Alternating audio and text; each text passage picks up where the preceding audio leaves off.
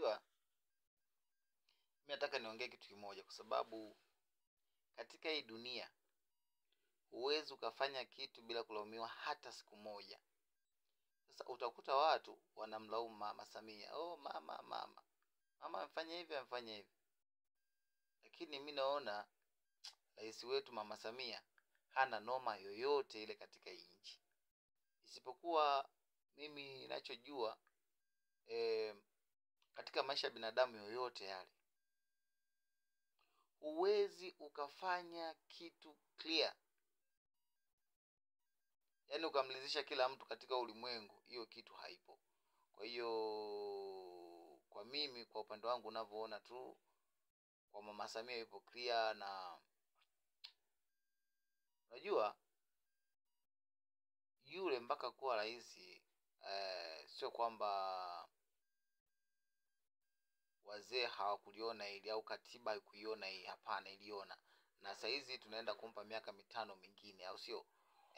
Kama kawaida tunaenda kumpa miaka mitano mingine kwa sababu ametufanyia mengi mazuri.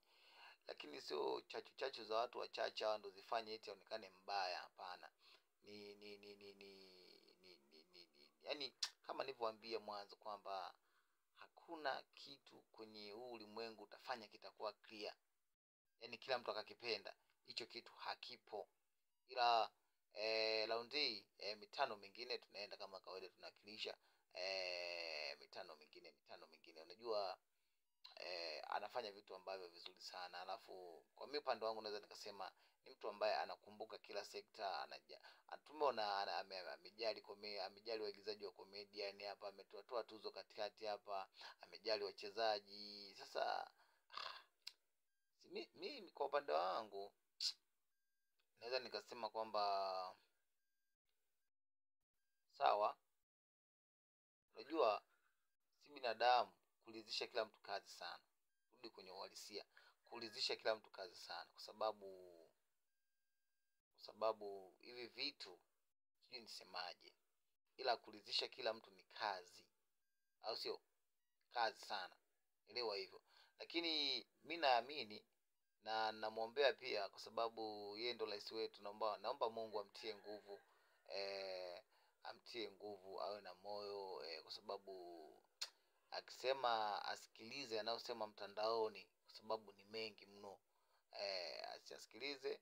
Na unajua ukianza kumsikiliza mtu ambaye anaongea vitu vya ajabu ajabu, basi na wewe hautafanya vitu vya msingi. Kwa hiyo yeye akomae tu afanye vitu vyake vya msingi, aendelee kutuongoza kama rais. Mimi namuunga mkono kwa sababu mimi sijaona baya lolote ambalo amelifanya, isipokuwa tu maneno ya watu bwana. Ukishakuwa sehemu fulani lazima wanasema mtu wenye matunda lazima upigwe mawe. Na unajua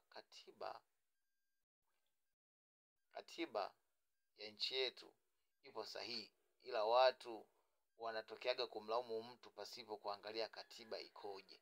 Sasa hichi kitu kinakuwa sio poa. Na ndio maana mimi nasemaje, kama G46 msanii wa comedian, mimi nasema hivi: mama mitano mingine tunaenda kumpatia awamu hii hapa, na tunaamini anashika usukani tena kwa mara nyingine na anafanya vitu clear.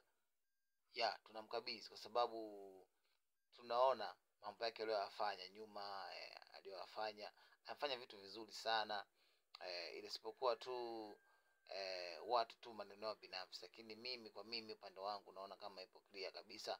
Na yule pale ni mtu mkubwa sana, hawezi akazuia kitu kama hicho kitu hakipo chini, yani hawezi akakataa kitu kama hicho kitu kipo clear, hakijakiuka maadili ya Tanzania, au akijakiuka maadili ya jamii, hawezi akazuia, lazima atakiruhusu. Kwa hiyo kama kitu kimezuiliwa, basi ujue kuna utofauti ambao umeingia.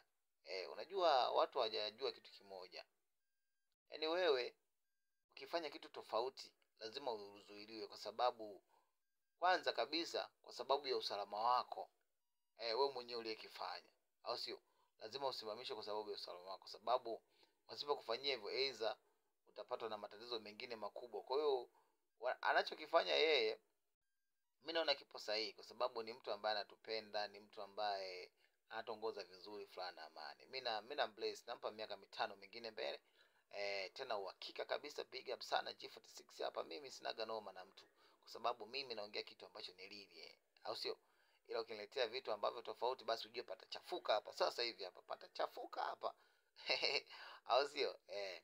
Kwa hiyo kwa upande wangu mimi namuombea sana kwa Mungu, apambane, awe na moyo wa uvumilivu, kwa sababu ni rais ambaye anatufanyia vitu vingi kwa kweli. Of course ni rais ambaye anatubless sana, so nimeamua tu nilizungumzie ili kutokana na jinsi watu wanavyomchafua na nini, lakini mimi naomba Mungu amtie nguvu na aendelee kufanya kazi yake kifasaha zaidi.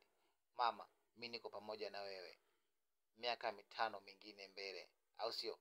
Tunaenda tena kwa amani na kwa kishindo. Trust me, kwa sababu najua ni nini ambacho unatufanyia Watanzania. Thank you.